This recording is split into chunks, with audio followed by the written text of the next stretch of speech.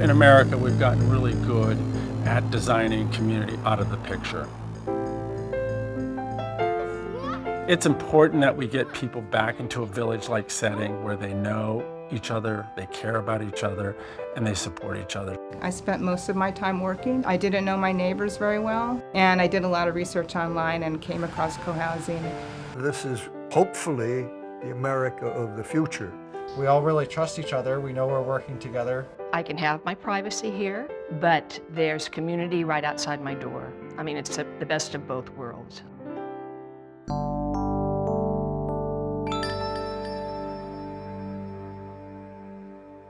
It's a simple concept, a living arrangement offering both privacy and community. Awesome.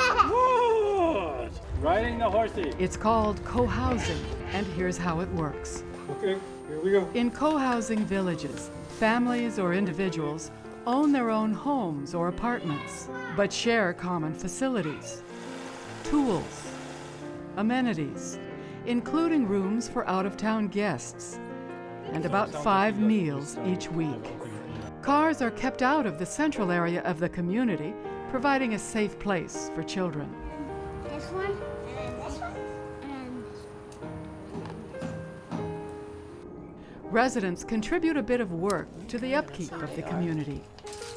Decisions are made by consensus. Comes all the way out here. Fundamental to cohousing is not only having dinner together on occasion, but most importantly, that the future residents, or at least a good portion of them, are very involved in the design of the project. Today, there are more than 150 co-housing communities in the United States, and many new ones are on the way.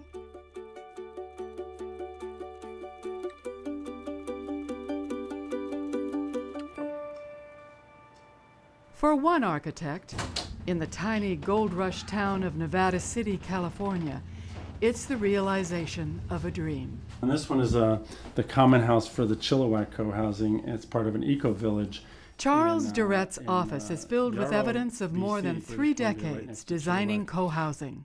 As many houses as possible were designed to look at the bicycle storage so that neighbors could say that, oh, you know, Margaret's going for a bike ride and I haven't talked to her for a long time. They're going to go have coffee somewhere. And if Jane can do it, I can do it. So, you know, people are just very silly in the creation of the design criteria so that once they live there, they don't have to think about it. It's just a natural extension of their day-to-day living. In the U.S. today, there are 2 unfortunate concurrent trends.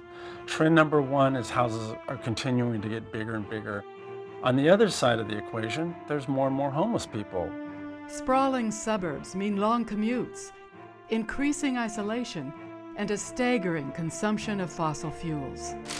Durrett remembers the words of a Native American friend. So he says, you know, you white people, you build all over hell and high water, and you don't seem to have any concept of the village. But Durrett did. He grew up in Sacramento, and here in the tiny village of Downeyville, California. The village felt like people knew each other, cared about each other, and supported each other at some basic level. He found that feeling again in the middle of a foreign city.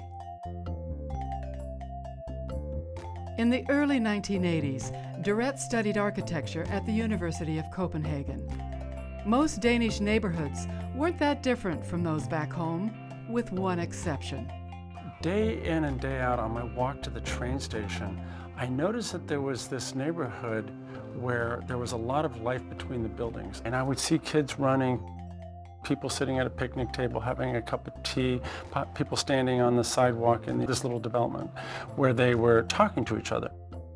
People coming and going from a building where nobody lived, but apparently everyone lived. One day I stopped and asked a resident, in my broken Danish, what's going on here? And she answered me to me in her perfect English. She said it was a type of planned cooperative community, unique to Denmark. Co-housing was making their life more economical, more practical, more convenient, more interesting, more fun, more healthy.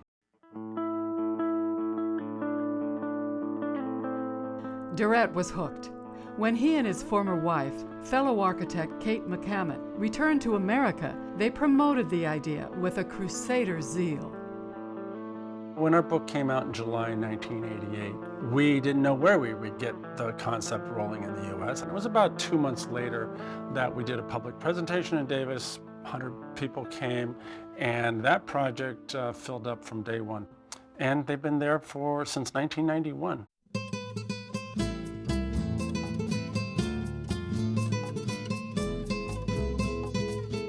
Lush and shaded, where summer temperatures often exceed 100 degrees, Muir Commons in Davis, California, looks different now than it did when scientist Laurie Friedman and other residents moved here as Cohousing'S, American pioneers. We were the first in the country to build from scratch and move in. We were, had the first 15 minutes of fame. It was kind of fun. But it wasn't easy at first. The banks hated us. They didn't know what to make of us. We had developers who got it, and they really facilitated this happening. And it was also challenging being the first co-housing community. We had probably 3 meetings a week for 2 years. We didn't have a model to go on. We just had to kind of invent it.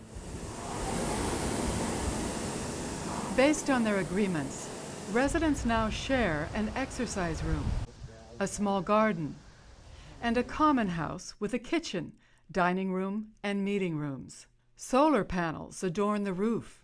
In environmentally conscious Davis, bikes are the most popular form of transportation. With her husband, Ray Frank, Jane McKendry makes music in her spare time. Jane was one of the original residents here. Now retired, she also enjoys working in the co-housing orchard and tending the chickens. I have my extrovert moments, but I consider myself more basically an introvert, and about half of us here are. And it works perfectly for us because we don't have to get on the phone and say, do you want a coffee date? And it just feels much better than sitting at home all the time. I'm allergic to lilacs and rosemary.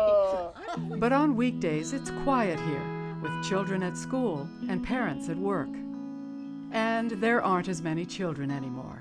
When I moved in, we had a couple other teenagers and a lot of little kids. It tended to be young families who bought in because they could tell at a glance, oh, this is where I want my kids to grow up. But then they never moved out. The turnover here is so low that we don't get a lot of new kids coming in. But those who do find a welcoming and safe environment, different from most American neighborhoods. From the age of 2, they basically know where the boundaries are, where they can go and where they can't.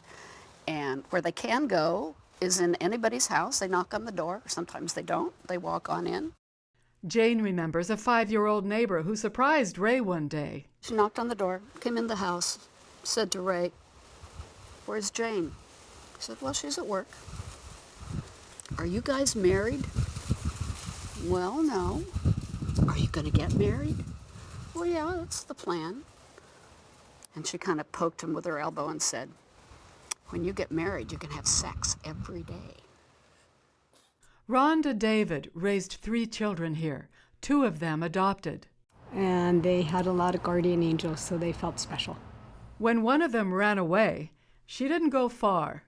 She ran away across the sidewalk and stayed there for a week. I could look out the window and see her, but she ran away to Fred and Andrea's. And just, they took her in. That was just what is.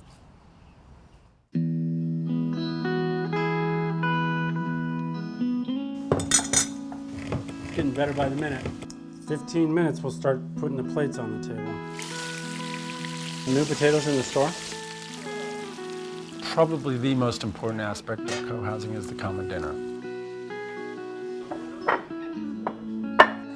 Someone else. This is the vegetable fry instead of pasta. It's not just sustenance. It's also, what are you doing this weekend? I'm thinking about going cross-country skiing. I'm going to take a couple kids to the zoo. Can I take your kids as well?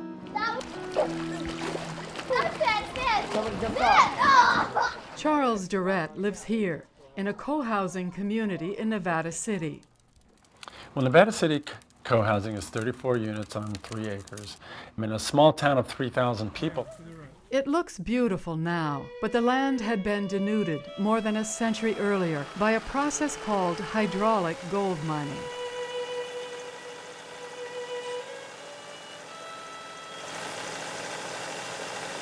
With Durrett in the lead, the residents discussed the design of the community and the amenities they wanted, including this wood shop. Well, I was worried when I moved because I had my own workshop, I had my own wood shop, and as it turned out, this is actually a nicer shop than I had in my garage, and now I can do projects for other people too, so that worked out fine too. You know, basic co-housing math is 1 + 1 = 3. I have an idea, you have an idea, and together we come up with a third idea. That's just the better way to go. When you tell people, oh yeah, we make all the decisions by consensus, they think, oh, well, that must not work. And it actually really does work. Which means in terms The process of the pedestrian continues in committee meetings up and to work Broad projects. Street. I think that'll be pretty much accessible the whole time. That would be really handy if they could do that. Each resident must cook one common meal a month, contribute to community maintenance, and serve on a major committee. No one's going to be knocking on your door saying, hey, you haven't come to the committee meeting. If someone has the desire or drive to do something, they just start it, and the rest of the people that want to join in can.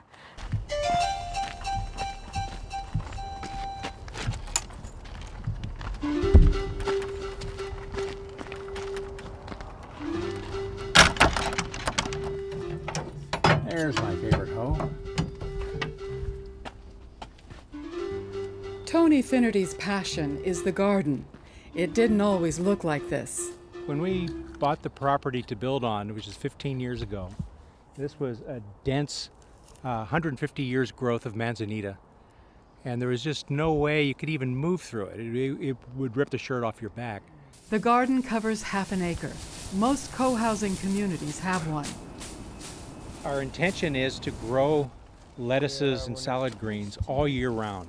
Our main purpose is to supply our common meals with food, and then any excesses for individual family use. What I really like is being up here working, and then someone just random from the community comes through the gate to get some kale for that night's dinner. When people have visitors, they bring them here to show them the garden. My feet are on the soil, my hands get in the soil. That is a very nourishing, personal process. The kids will come up here all on their own. They're little guys, little girls. They love grazing the strawberries over there. This is a pretty steep slope that we're gardening on here. In the winter, when it snows here, children use it for sledding. Hey, I think these my colors of snacks. And the kids love us for that, and of course we love our kids. And it's a very kid-oriented community. We set it up so that houses were separated from the cars separated from the houses, so that the kids can run around and the parents don't have to worry about their safety. That means a lot to Margaret and Stuart Matthews and their 2 young children. Well, it's definitely a village, and there are lots of other people that want to play with our kids and other kids to play with the kids. Like, we have probably 10 different people we can potentially ask for care of our children if we needed to. It's so lovely to see the loving bonds between our kids and the other adults. Maybe hugs is close enough. Yeah. You probably do it with your mom a lot. Cuddles. Adults and children find many ways to enjoy each other's company. Sometimes it's an impromptu game like this one. You lose all of your points and all of your turns, and you're out. And you start back to. Have you done that before? Ooh, it went down and then it rolled. I see the kids that have grown up in co-housing becoming adults, and the kinds of adults that they become where they're just more socially aware, they're able to talk to a lot of different people.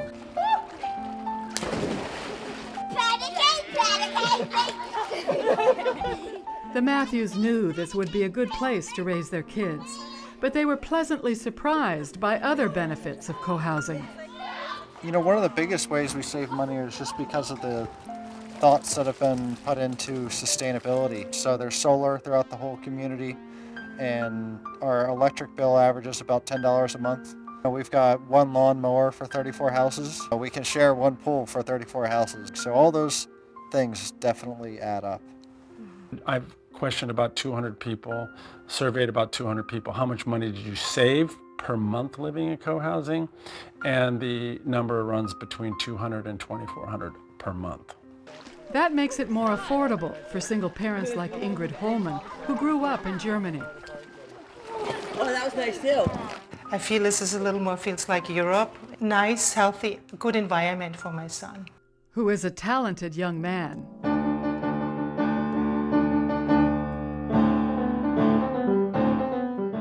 I like going to the pool a lot with my friends. I like the common house, having common meals, because I like the community here, because it's not like everyone's in separate houses doing their own thing. Ingrid found this community in a surprising way. One day she saw an elderly man hitchhiking in the next door town of Grass Valley. And I gave him a ride, and he said, I live in cohousing. And I said, really, you live in cohousing? What is cohousing? So I brought him home, he lives here. He's my neighbor now.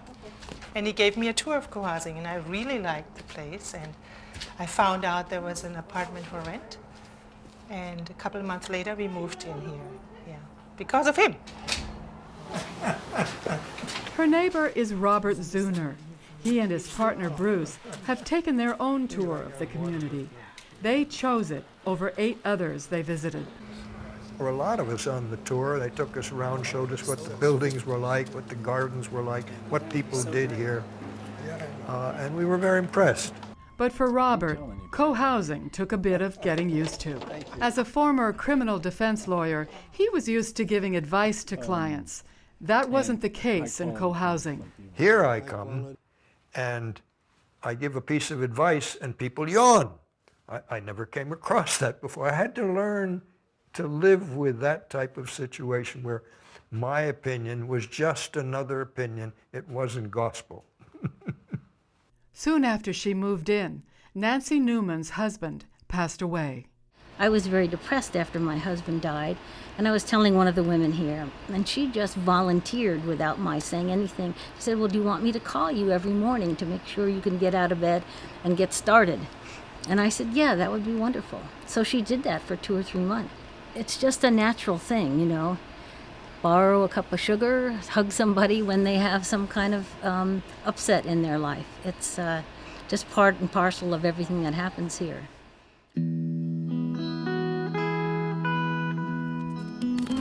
According to Psychology Today, about 40% of seniors in America are, in fact, very lonely. I mean, it basically takes the air out of your sails and doesn't make you very interested in living.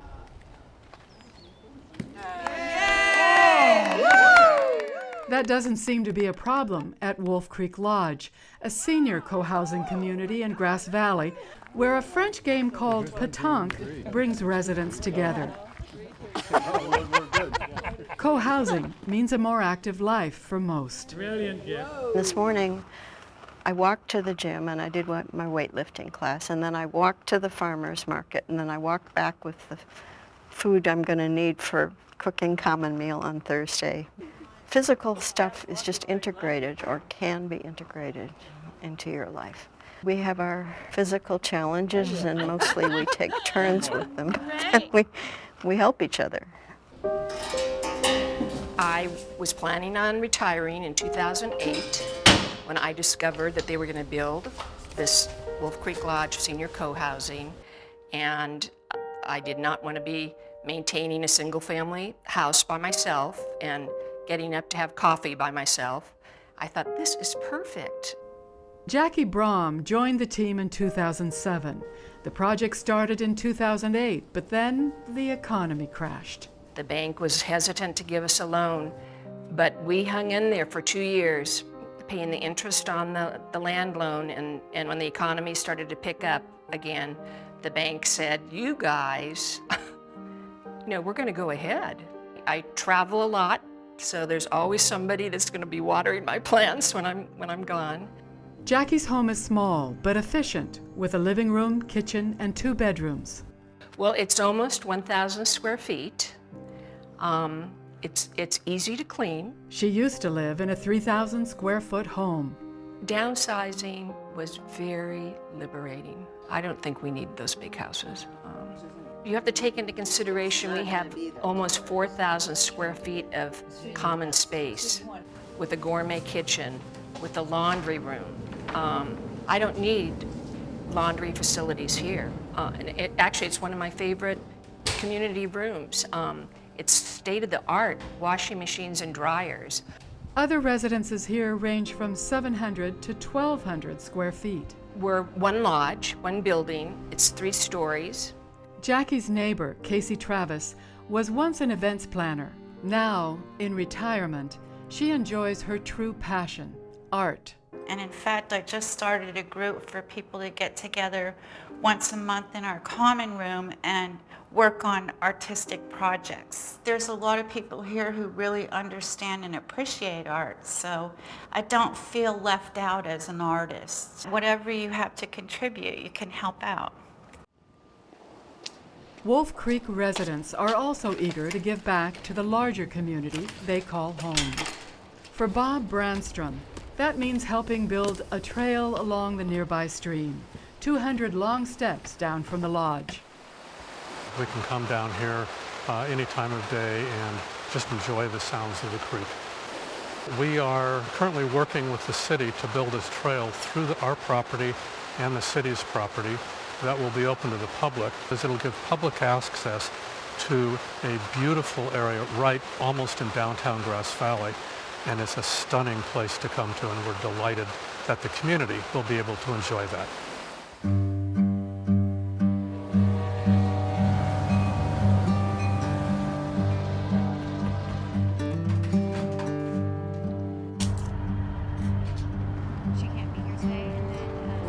Do want to do everything I can. The path toward a co-housing community can sometimes be rocky. Patience helps. Truckee, California. Time to make a little co-housing. We have a gentle north slope, and so we're looking at making one building solution because it's Truckee and we have so much snow. Pinecone Road extends out that way. It's not always easy to agree on a site. Some folks loved this one in Truckee, California, but others did not. It's really important that we don't fool ourselves. It's not sunny. Yeah, I mean, it isn't. And I don't think there's anything we can do to make it sunny. You know, I've found that a high-functioning co-housing group can solve all problems. Planning meetings can be long for those who aren't used to them. Because once you have land, you have a timeline and everything flips into high gear. And in communities where co-housing is a new idea, banks can be suspicious about loans and agencies wary of granting permits. We're kind of priced out right now, to be honest. Co-housing, by definition, is more or less accomplished like a condominium project in the U.S. in that there's a body of people who become a limited liability corporation. They fund the consultants that are involved. They fund buying the piece of property, et cetera, et cetera.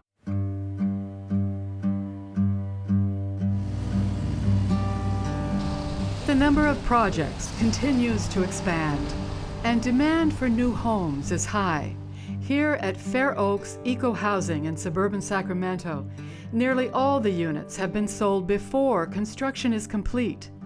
I moved from the Bay Area, lived there 20 years, and decided I didn't know my neighbors, and I got kind of tired of that. So I met a wonderful group of people I'm going to live with and have meals with and have a community with. So we're already planning our life together.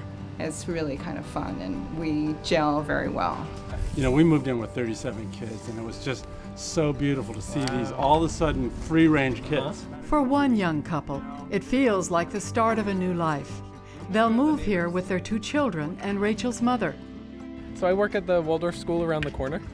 I'm a high school teacher, and I was riding my bike past the site before construction had begun, and I saw that there was something called eco housing going up, and I thought, okay. We have so many people we can rely on to look into things that wouldn't even occur to me. Yeah. And we're not even like living here yet.